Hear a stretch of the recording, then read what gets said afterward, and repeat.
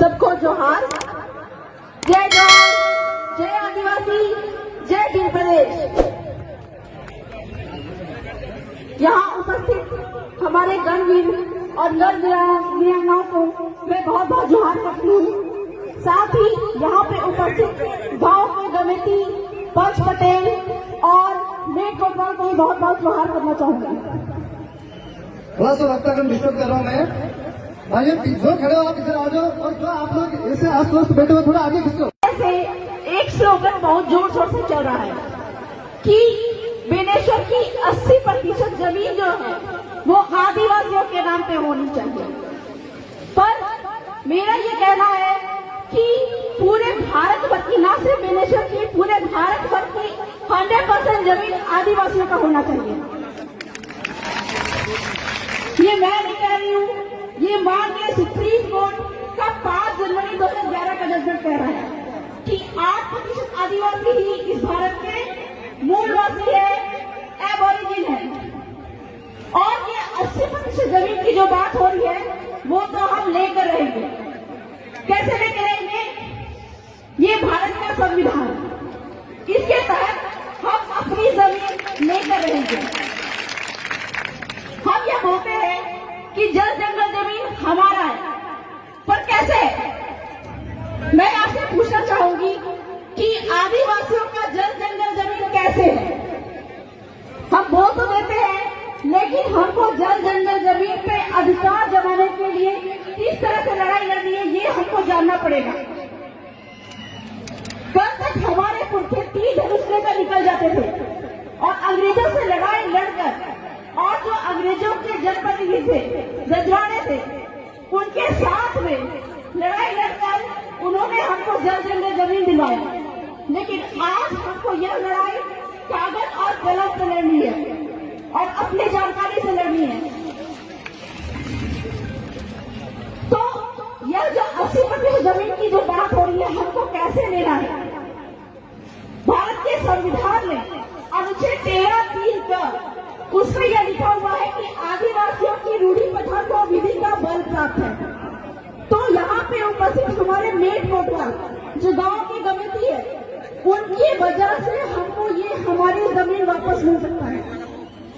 और यह जो बेनेश्वर खान है, यदि कहा जाता है कि यह जमीन जो है आदिवासियों की थी, और यह जमीन आदिवासियों की ही है, यह भारत का संविधान कह रहा है। और माननीय सुप्रीम कोर्ट का जो जजमेंट है, 3 लंबी लेडी जजमेंट, उसमें ये कहता है कि आदिवासी क्षेत्र यानी कि 5वीं अनुसूचित क्षेत्र में सारी की सारी जमीन जो है वह आदिवासियों की है, किसी की नहीं है। यहाँ तक कि सरकार जो है, केंद्र सरकार और राज्य सरकार, वह भी एक व्यक्ति है और उसकी एक की जमीन भी आदिवासी क्षेत्र में नहीं है। यह जजमेंट सुप्रीम कोर्ट का समता जजमेंट कह रहा है। तो इस प्रकार से जब गैर आदिवासियों की या फिर सरकार की एक की जमीन भी यहाँ पे नहीं है, तो फिर ये बेनेश्वर धाम पे गैर आदिवासियों का कब्जा क्यों है? यहाँ पे आदिवासियों का कब्जा क्यों नहीं है?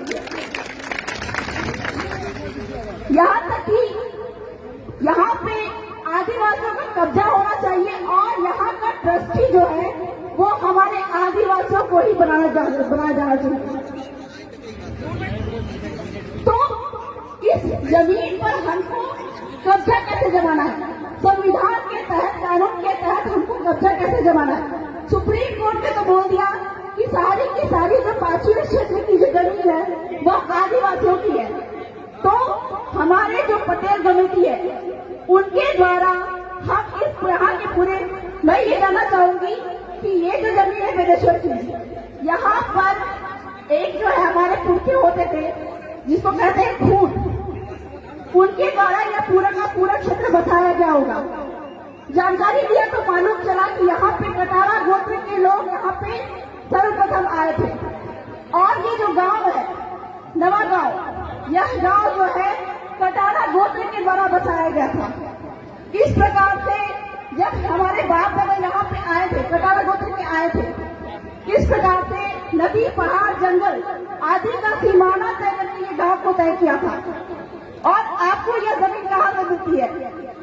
यह जो जमीन हमको मिलती है वह बाप के बाप के बाप के बाप से मिलती है। आज भी वंशावली में हमारे बाप के बाप का नाम लिखा हुआ होता है। जब इस जमीन के दस्तावेज पर हमारे बाप के बाप का नाम बसा हुआ है, लिखा हुआ है, तो यहाँ की खाली पड़ी जमीन जो है वो किसी और की कैसे हो सकती है, सरकार की कैसे हो सकती है? जब पूरा का पूरा गांव हमारे बाप दादा ने बसाया है तो इस जमीन पे भी आदिवासियों का ही कब्जा होना चाहिए। और कलेक्टर महोदय बाध्य है कि इस जमीन का पट्टा आदिवासियों के नाम पर ही करेंगे।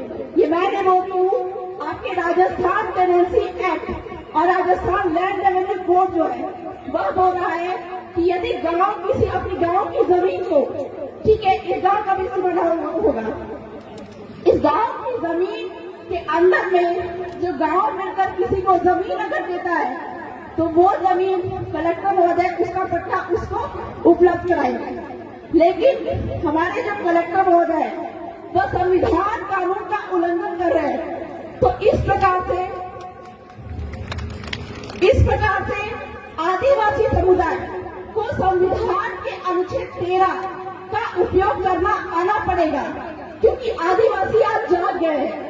और इस प्रकार से संविधान का उपयोग करके हमको न सिर्फ 80% बल्कि 100 का 100% जमीन यहाँ पे हमको चाहिए।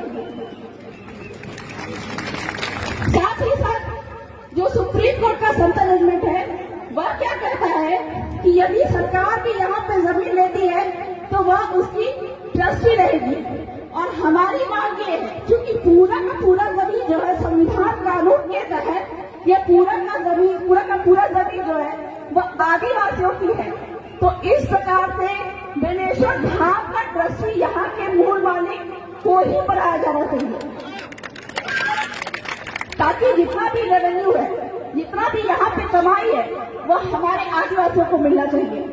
साथ ही साथ में सुप्रीम कोर्ट का सेंट्रल जजमेंट ये बात भी कहता है कि आदिवासी क्षेत्र में अगर यहाँ पे किसी कंपनी या गैरों के द्वारा जमीन का अधिग्रहण किया गया हो तो यहाँ पे जो भी व्यापार रोजगार है वह यहाँ के स्थानीय आदिवासियों को ही मिलना चाहिए। तो इस प्रकार से अगर कलेक्टर महोदय यहाँ के स्थानीय व्यापार रोजगार के लिए आदिवासियों को नियुक्त नहीं करते तो इस प्रकार से कलेक्टर महोदय भी संविधान का उल्लंघन करते हैं। और इस वजह से संविधान का उल्लंघन करने की वजह से हमको उनको वोट को लेकर जाना पड़ेगा।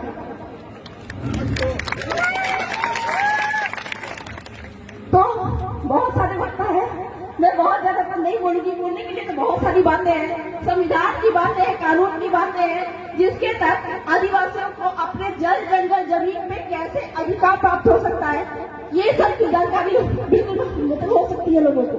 लेकिन चूंकि वक्तागण बहुत है, इसीलिए मैं अंत में यही कहना चाहूंगी कि अपने हक अधिकारों को संविधान में लिखित जो कि हमारे बाप दादाओं ने हमको देकर रखा है, ठीक है, अंग्रेजों से रजवाड़ों से लड़ाई लड़कर हमको ये अधिकार दिलाया है, इस अधिकार को हर एक लोगों को जानने की आवश्यकता है, जिससे कि न सिर्फ 80% बेनेश्वर की जमीन बल्कि पूरे का पूरा भीड़ प्रदेश की 100% जमीन भी आदिवासियों के नाम पे हो जाए।